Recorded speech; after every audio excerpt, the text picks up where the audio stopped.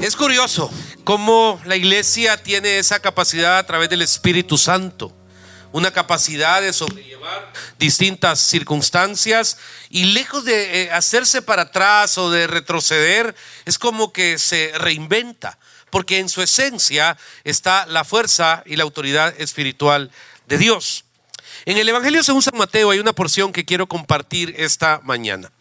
Dice la palabra de Dios en el capítulo número 14, versículo 13, que oyéndole Jesús se apartó de ahí en una barca a un lugar desierto y apartado. Y cuando la gente lo oyó, le siguió de pie hasta las ciudades. Y saliendo Jesús vio una gran multitud y tuvo compasión de ellos y sanó a los que de ellos estaban enfermos. Fíjese qué curioso. La responsabilidad de la iglesia es ir por todo el mundo a predicar la palabra a toda criatura, sanar enfermos, orar por las personas. Estamos claros de nuestra responsabilidad. Sin embargo, esa responsabilidad está directamente supeditada a la revelación de Dios para cada uno de nosotros. Y aunque en nuestra esencia, nuestras emociones o nuestras acciones o nuestras omisiones o todos los procesos de vida que podamos atravesar nos pueden hacer sentir que quizá hoy no, o este tiempo es difícil, o quizá lo voy a dejar para el otro año, la verdad que la responsabilidad de la iglesia es en todo tiempo. En el tweet de su servidor @pastorasboom he puesto que un tweet fijado por mucho tiempo que dice: bendigo la vida de todos aquellos que aún dedican sus domingos para servirle al Señor. Porque no puede ser un recuerdo de juventud o una anécdota. Yo antes iba a la iglesia. Es que yo antes era el pianista del ministerio. Es que yo antes era el que daba la bienvenida en la puerta. Sí, pero ¿y ahora qué somos? ¿Qué somos ahora? Personas que nos hemos quedado en una actitud pasiva, personas que hemos decidido dar un paso hacia atrás porque en la vida han habido problemas o circunstancias que nos han afectado. ¿Sabe algo? Jesús dice que iba y se había apartado. ¿Por qué se había apartado Jesús? Se lo explico. Unos capítulos anteriores, usted ve cómo le dan una noticia trágica. ¿Cuál es esa noticia, pastor? La noticia es que su primo, Juan el Bautista, acababa de haber sido muerto por decisión del rey Herodes por una suerte de un cumpleaños. Entonces de repente Jesús recibe la noticia y dice: Dios mío, qué problema. Se aparta, pero de repente la multitud lo ve. Y lo ve la multitud, y esa multitud que lo ve se da cuenta de que es Jesús, obviamente, y entonces decide seguirlo. Aquí es donde quiero hacer un paréntesis, porque Jesús antepuso su responsabilidad a su estado emocional. Y creo que en este tiempo la iglesia cristiana debe saber de que es para este tiempo que ha nacido. Hemos cantado tantas veces: para esta hora nací. He visto tantas hermanas que en algún momento se sienten como la reina Esther y se ponen nombres así bíblicos, y he visto cuántos hombres en algún momento viven con ciertos tags de poder y ponen banners y cosas así en sus redes. Ok, señores, es el momento donde todo aquello que hemos dicho debe ser sostenido y debe ser puesto delante de una sociedad que necesita a gritos que Cristo Jesús sea proclamado, predicado y vivido por todos y cada uno de nosotros. Ese es el pensamiento alrededor del cual quisiera establecer en esta mañana todas las circunstancias que estamos atravesando. ¿Por qué? Porque, hermano, la iglesia va a sobrevivir a esta y a cualquier situación, porque ya estableció el Señor que el Hades no va a prevalecer contra la iglesia. Ahora, donde viene la incertidumbre es en el día a día. Donde viene la incertidumbre es en la perspectiva que uno dice: bueno, pero Dios Todopoderoso, estoy afligido, estoy preocupado. Ahí es donde viene tu oración. La oración mucha gente piensa que es para débiles. La oración mucha gente piensa que es para gente de tercer mundo, para personas que no tienen conocimiento, sabiduría, no son técnicos, no son expertos en unas cosas. Y tú dices: la oración, así lo ven muchas veces, es para losers. Dice: cuidado, el poder de la oración se activa cuando se agotaron absolutamente todas las opciones humanas.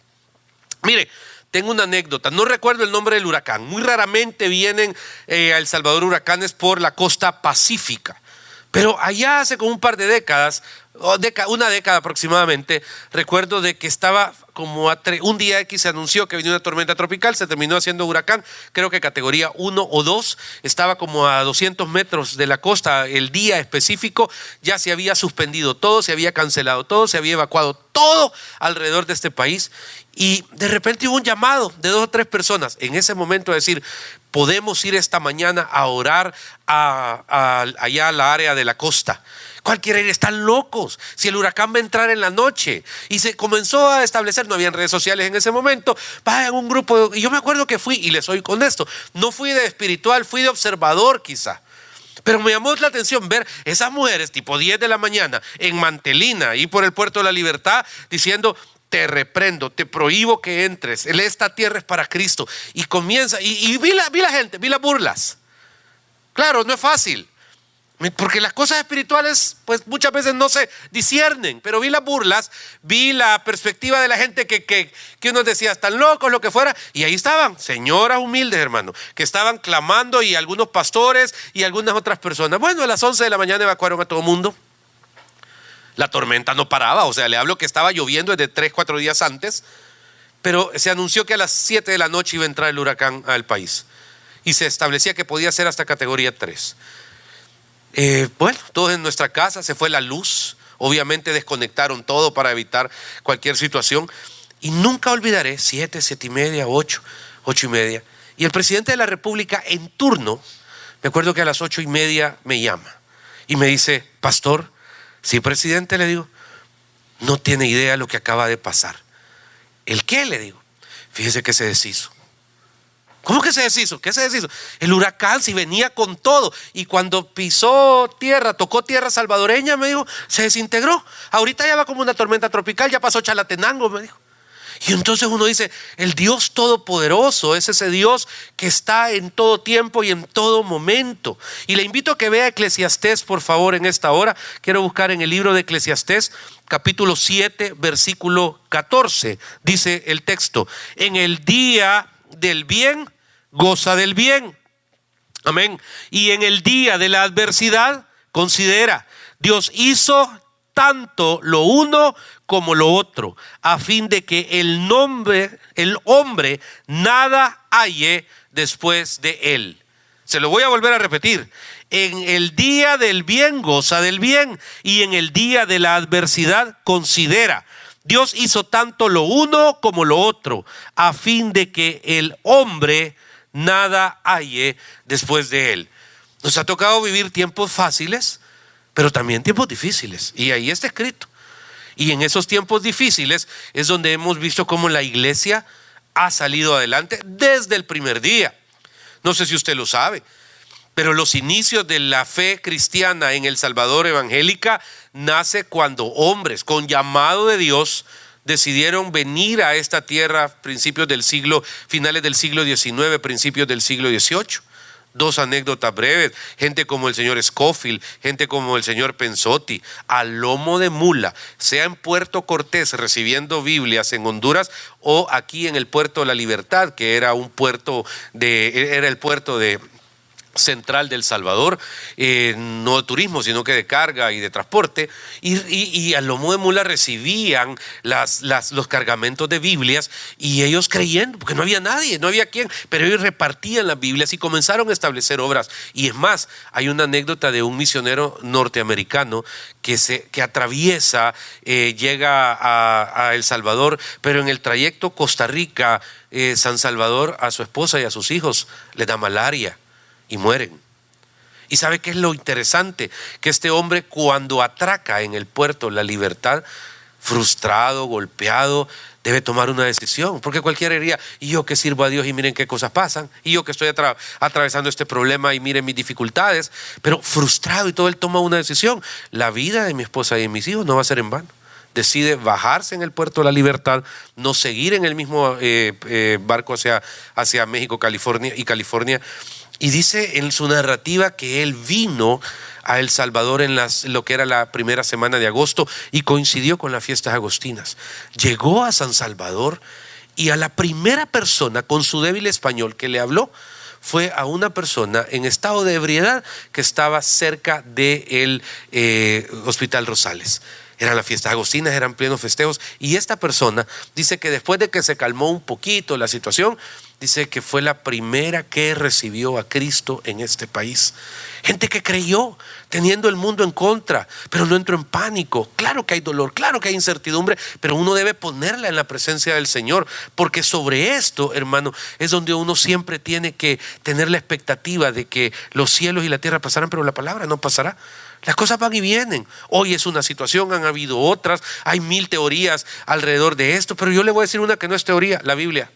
La Biblia es comprobada, es ciencia comprobada, es la palabra de Dios viva y eficaz, y es la que a través de ella usted tiene que interpretar la voluntad de Dios suya para este tiempo y para este momento. El Salmo 42, si usted me permite leerlo, 42:11, cita algo que leo en el nombre del Padre, del Hijo y del Espíritu Santo de Dios. Lo leo y cita el Salmo 42:11. Hermano: ¿por qué te abates, oh alma mía? ¿Y por qué te turbas dentro de mí? Espera en Dios, porque aún he de alabarle, salvación mía y Dios mío. ¿Por qué te abates, alma mía? Pero pastor, eso no es natural. Sí, por eso el salmista lo escribió. Pero el mismo salmista es como que saca su alma de sí y como que le dice, le pregunta, le cuestiona: alma, si tú sabes que el Dios Todopoderoso es nuestro sostén, ¿por qué te abates? Esperemos en Él. ¿Por qué? Porque aún he de alabarle. Mire qué maravilloso. Porque no voy a cesar de alabarle, y porque en todo tiempo estaré presente en mi mente que Dios tiene el control. Ese no es un cliché, hermano, no es un eslogan para un bumper sticker que en un auto. Eso no es para ponerlo en una valla publicitaria. Eso representa la declaración de vida más importante. David lo sabía. El valle de sombra y de muerte no se lo inventó David como una poesía. Dice que el valle de sombra y de muerte existe. Aunque ande en valle de sombra y de muerte, no temeré mal alguno. Su callado me infundirán aliento, dice ese texto. Y es donde cada uno de nosotros debería procesar todo eso y decir: bueno, Señor, aquí te pongo. Yo soy tu hijo y yo estoy bien claro de que como hijo tuyo voy a sobrellevar cualquier circunstancia. Moisés fue llamado a libertar al pueblo. El pueblo hebreo, 400 años en esclavitud en Egipto, y de repente le dice Dios: tú sos el designado para libertar al pueblo. Hasta ahí estamos bien. Pero le dice una frase extraña: mira, voy a endurecer el corazón de Faraón. Espérame, si me estás mandando a libertar al pueblo, ¿por qué en lugar de endurecer el corazón de Faraón, mejor no lo ablandás para que salgan? Y Dios les vuelve a decir: no, voy a endurecer el corazón de Faraón, y comienza a decir que va a establecer un proceso de varias plagas alrededor del pueblo de Egipto. Plaga 1, plaga 2, plaga 3, y de repente usted se puede preguntar: las plagas eran castigo para Egipto. Las plagas eran para que el pueblo de Dios que había vivido como esclavo volviera a ver a ese Dios manifestado, no solo en la materia, sino sobre la vida y la muerte. Porque de repente una llevó a cosas naturales, cosas de fauna, que se convirtió el mar rojo, el río Nilo en ¿cómo se llama? En sangre, y se puede imaginar todos esos elementos. Y de repente, claro, el mundo se asusta de esto. Pero lejos de eso, el creyente, usted lo ve en una actitud que va creciendo. ¿Por qué? Porque se va dando cuenta que el Dios Todopoderoso tiene control absoluto. Y una plaga, y van viendo a Dios orar. Y otra plaga, y van viendo a Dios controlar la naturaleza. Y otra plaga van viendo, y llega el último. Porque el último dice de que Dios le manda a decir al pueblo hebreo que pongan en las puertas, en los dinteles de sus puertas, sangre de un cordero. Y de repente, ¿por qué? Porque ese día, en la última plaga, iban todos los primogénitos a perecer. Doloroso, por supuesto, pero ¿a dónde vieron ellos como esclavos que estaban siendo redimidos? A través de un proceso. Yo creo que como iglesia, en este momento, que es válido poner aceite, ungir las casas y creerle al Señor, pero creo que lo más importante es que usted sepa que a Dios no se le ha escapado de las manos esto. Okay. Dios no es que se descuidó un ángel. No. Dios tiene el control desde lo más pequeño hasta lo más completo, y eso incluye esta crisis del COVID-19. No puede ser que alguien diga: ¿y dónde está Dios? Por supuesto que está, señores. Por supuesto que está. En todo lugar hay personas ahorita creyéndole a Dios y estableciendo que Él tiene el control. Y en el mundo espiritual es donde cada uno de nosotros debe tener su parte y su responsabilidad. Santiago Si usted va conmigo al libro de la epístola del apóstol Santiago, capítulo 1, y quiero leer el versículo número 22, dice: pero sed hacedores de la palabra y no solamente oidores, engañándoos a vosotros mismos. Creo que esta es la más grande responsabilidad que tenemos en este tiempo. ¿Por qué? Porque la persona sin Cristo necesita no del referente del pastor, de la iglesia grande o de la iglesia pequeña o aquel guía espiritual que es famoso y reconocido en redes. No, creo que debemos desarticular la iglesia como estructura piramidal para entender de que somos un cuerpo.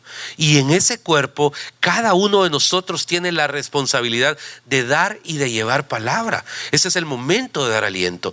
Tenemos personas, hermano, en centros de cuarentena en este momento por prevención. Si usted está en uno de ellos y usted es conocedor de la palabra y usted canta alrededor de las cosas de Dios, quiero decirle de todo corazón y con toda mi alma que por un propósito probablemente usted está ahí. Si usted está en unidades de salud, mire, tenemos tanta gente que está de alguna u otra manera, hermano, trabajando al frente alrededor de tantas responsabilidades médicas, de salud, etcétera. Y en ese sentido, hermano, tenemos que orar por ellos. ¿Por qué? Porque están defendiendo la responsabilidad de salud de nuestro país y tantas cosas que creo que el Espíritu Santo nos está permitiendo interpretar en este día y volvernos responsables y gente directa y comprometida con la misión. Recuerdo una ocasión cuando fue el terremoto de uno de los tantos terremotos, y si usted nos ve en el extranjero, pues en esta tierra hemos pasado una serie de procesos naturales complicados.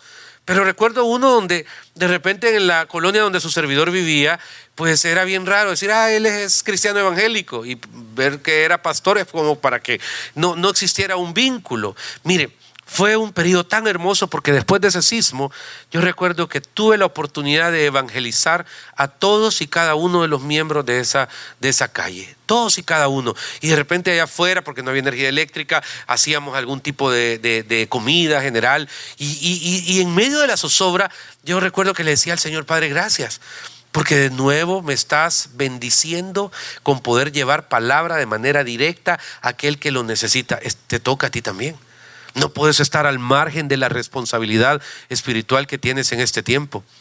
Y te deseo de todo corazón que te armes de valor y autoridad espiritual para que puedas llevar palabra a quien necesite palabra. Sí, pastor, pero ¿cómo es posible que esto esté pasando? Y no entiendo alrededor. Hermano, hay cosas que usted y yo entendemos, dice la palabra, y dice la palabra que en parte conocemos y en parte profetizamos. Y hay ocasiones donde pues simplemente tenemos que tener la acción en el día a día, pero en el mundo espiritual todas las cosas están bien, a pesar de que en el mundo material usted pueda ver ciertas circunstancias o crisis. Lo dice Habacuc. Si usted va conmigo a Habacuc 3, 17 al 19, hay un texto que siempre me ha impresionado. Pero quiero leerle en primer lugar el versículo número 3, porque de repente dice: su gloria cubrió los cielos y la tierra se llenó de su alabanza. Mire qué cosa más interesante. Está diciendo, pues chica, la gloria de Dios cubrió los cielos. O sea, parece de aquellos congresos donde la gloria de Dios se mueve y uno dice: hay una gracia, hay cielos abiertos. Okay. Pero cuando usted ve la realidad material, en el versículo número 17 dice: aunque la higuera no florezca, ni en las vides haya frutos, aunque falte el producto del olivo y los labrados no den mantenimiento, y las ovejas sean quitadas de la majada y no haya vacas en los corrales, con todo yo me alegraré en Jehová y me gozaré en el Dios de mi salvación. Jehová el Señor es mi fortaleza, el cual hace mis pies como de ciervas y en mis alturas me hace andar. Vea qué cosa más interesante. Su gloria cubrió los cielos y la tierra se llenó de su alabanza, pero hay un proceso complicado en el quehacer de la tierra. Pasan los días y de repente el Señor Jesús, volviendo al Evangelio según Mateo, se encuentra con que la multitud lo necesitaba. Y entonces decide tomarse el tiempo para estar con la multitud. Pero tiene su problema. Su primo acaba de ser asesinado. Y entonces, aquí es donde viene el punto, hermano. Es nuestra responsabilidad entender que nuestros momentos difíciles como sociedad es donde los hijos de Dios debemos salir adelante y mostrar la cara y dar palabra. Pues Jesús se sienta con la multitud. Me parece súper interesante esa parte. Y obviamente si usted pues visita la Tierra Santa, se va a dar cuenta cómo ese mensaje fue dado en un lugar donde hay una formación así como cóncava. Está el mar de Galilea, y por la tarde hay unos vientos impresionantes que golpean de todas las alturas del Golán, vienen hacia abajo, barren el mar de Galilea y terminan donde fue predicada esta enseñanza. Usted no necesita un micrófono para poder, yo puedo estar hablando aquí si estuviera ahí abajo, y de repente los mismos vientos llevan la voz de una manera suave y hermosa hasta la parte superior. Se escucha a alguien allá abajo hablar y ahí es como está la explicación. Pero era una multitud interesante, estaba escuchando a Jesús. Y entonces, ya era tarde. ¿Quién es la multitud? La multitud son todas aquellas personas que necesitan algo de Jesús. Tenemos, por ejemplo, los días lunes cultos de oración en nuestra iglesia. Y los días lunes, por ejemplo, no es normal que la gente pase 2, 3 años en un culto de oración. Hay una necesidad específica, una situación de clamor, y es muy normal que pasen 1, 2, 3, 4 meses, pero de repente se apartan. ¿Por qué es así? Porque creo que la gran mayoría de personas, cuando nos acercamos al Señor, lo buscamos por una necesidad específica, o por un dolor específico, o por un proceso específico. Pero media vez solventada la crisis o la situación, es muy común que uno dice, vaya, estuvo bajo la guardia, no tengo problema. Esa es la multitud. Iban detrás de los milagros, iban detrás de que Dios les sanara, y de repente se hizo tarde. Punto número 1. ¿La multitud es importante? Sí, y es necesaria y siempre va a existir. Sin embargo, hay un segundo nivel, creo yo, de vida cristiana. Aparecen en escena no la multitud, sino que los 12 discípulos. Me quisiera imaginar la plática entre esos 12 buenos amigos que compartían vida y tiempo. Era tarde. Y comienzan entre ellos a articular de que es necesario irle a decir a Jesús que tuviera ya tiempo. Así como le dicen a uno muchas veces las personas cuando está predicando en algún lugar, le hacen este símbolo que es tiempo. Pero Jesús seguía. Y en eso hay un argumento importantísimo. Porque le dice uno al otro, mira, y me los imagino, pues esto es nada más una fábula de cómo interactuaron. Pero me imagino que él dice, mira, ya es tarde. Probablemente ellos eran los que tenían hambre. Y tenían que llevarle un argumento a Jesús. Y llegan con un argumento perfecto. Jesús le dice, ya es tarde, es pasada la hora. Y quizá es tiempo que despidas a la multitud, porque no tienen que comer y porque aquí no hay nada cerca, no hay ninguna tienda, no hay nada. Cualquiera hubiera dicho, sí, tiene razón, ahorita voy a terminar. Pero la perspectiva de Jesús fue distinta. Dice algo súper interesante. No tienen, eso dice, necesidad de irse. Dadles vosotros de comer. ¿Cómo es eso, pastor? No tienen necesidad de irse. Dadles vosotros de comer. Ese es el enunciado. Y en ese enunciado, pues les está delegando al segundo grupo de cristianos una responsabilidad directa. Siempre hemos dicho en nuestra congregación que la iglesia y el discípulo se mide por 2 cosas, además de su espiritualidad: por tiempo y recursos.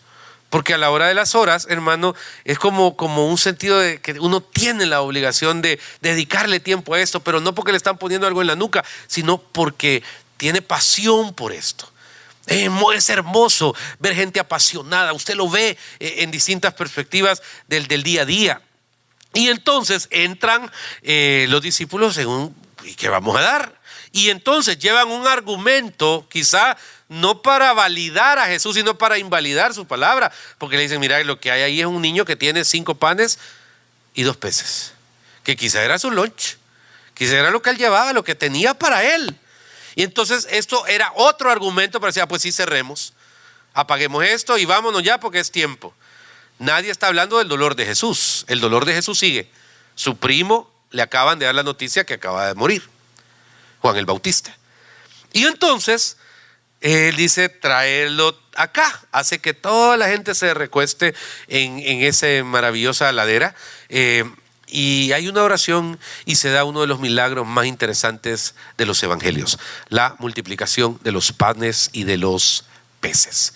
Cuando se da esa multiplicación, también pasa algo bien bonito, porque al final de que todos comieron y se saciaron, en una versión dice se hartaron.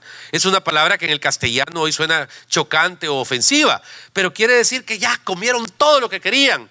Entonces sobraron 12 cestas llenas.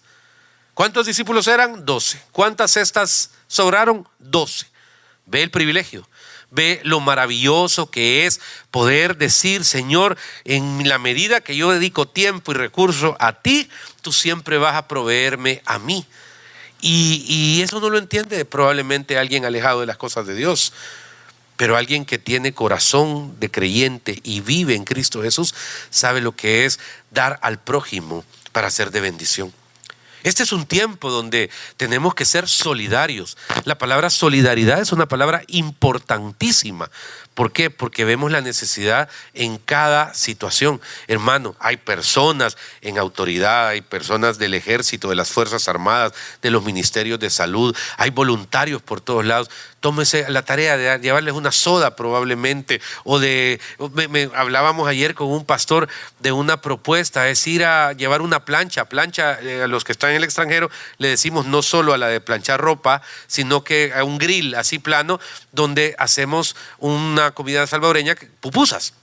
Y entonces me decía, ¿por qué no llevamos unos 2 tambos de gas, una plancha y nos llevamos 2 o 3 personas que hagan pupusas afuera de un centro ¿cómo se llama? De prevención de cuarentena, para que tengan cena todos allá adentro?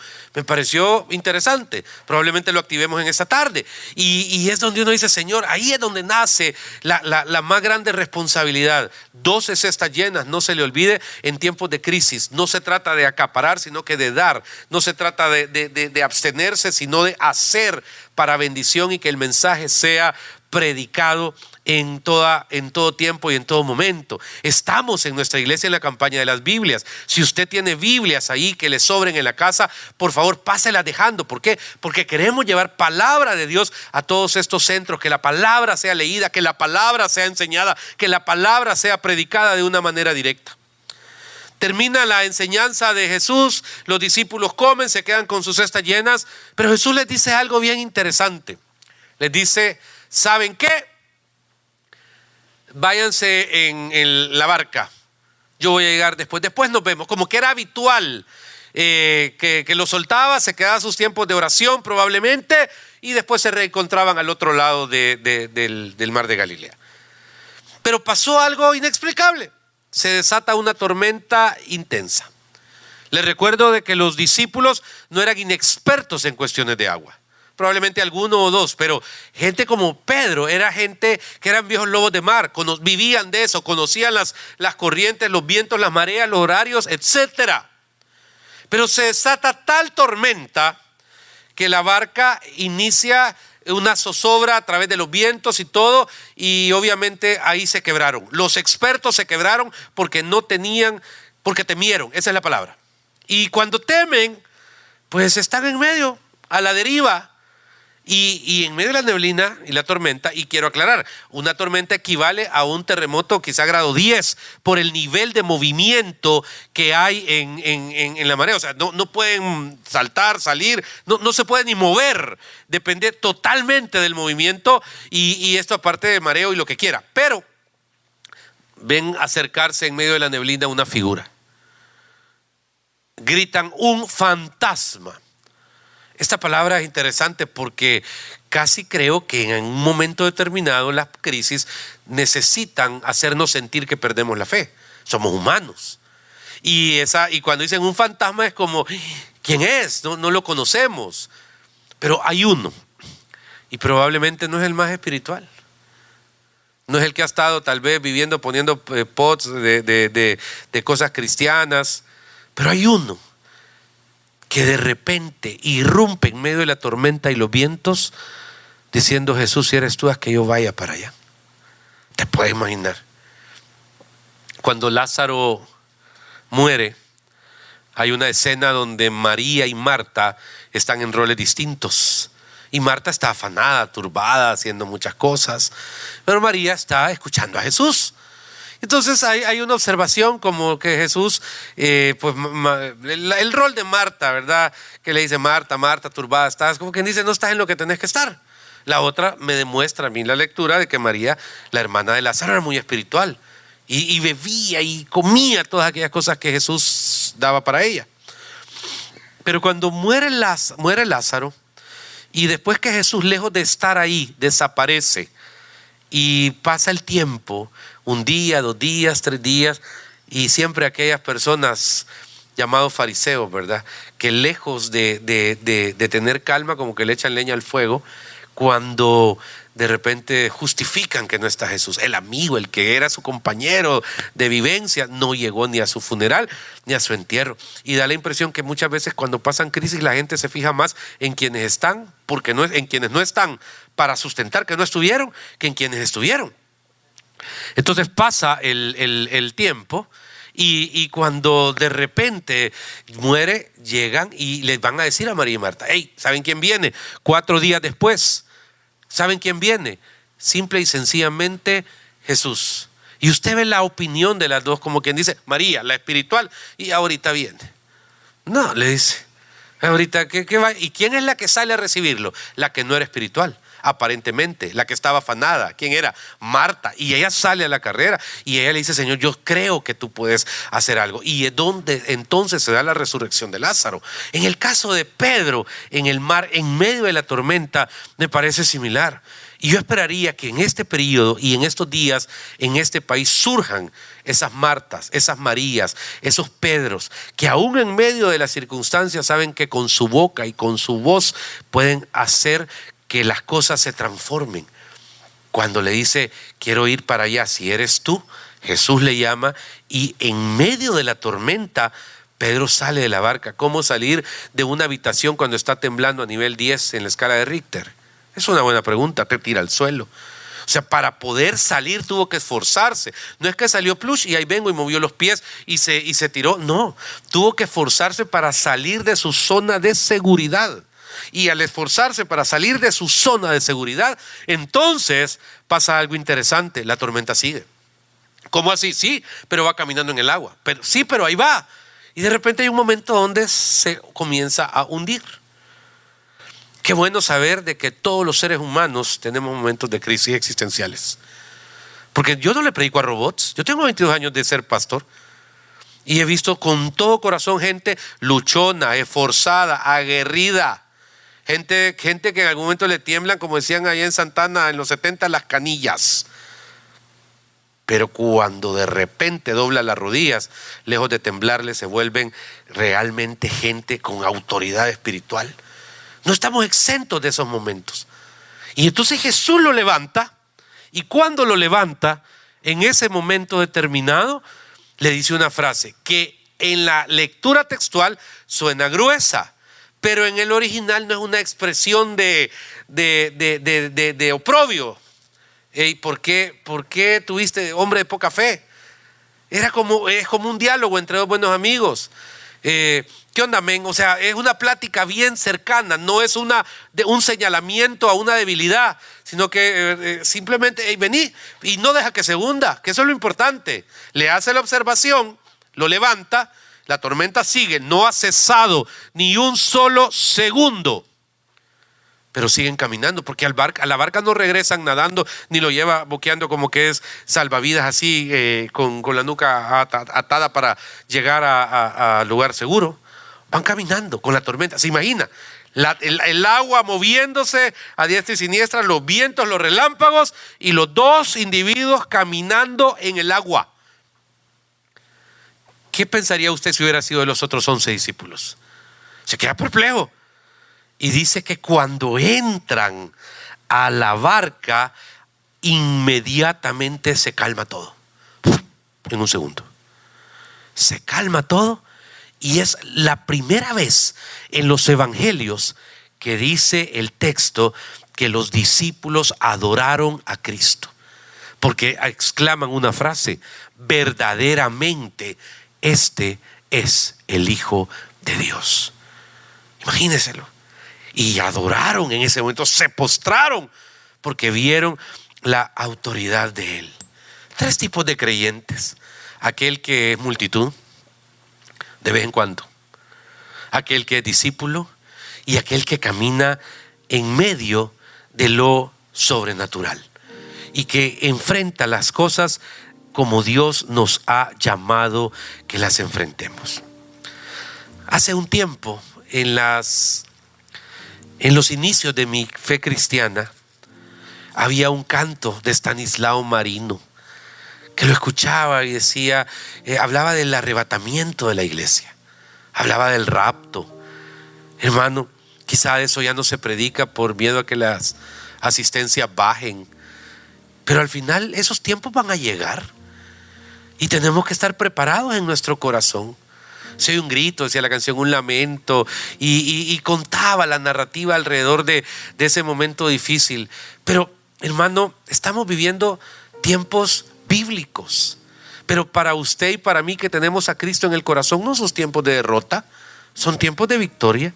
Fíjese que Apocalipsis 3:20 dice: he aquí yo estoy a la puerta y llamo.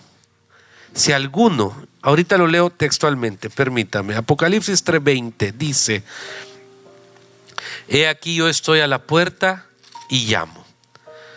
Si alguno oye mi voz y abre la puerta, entraré a él y cenaré con él y él conmigo.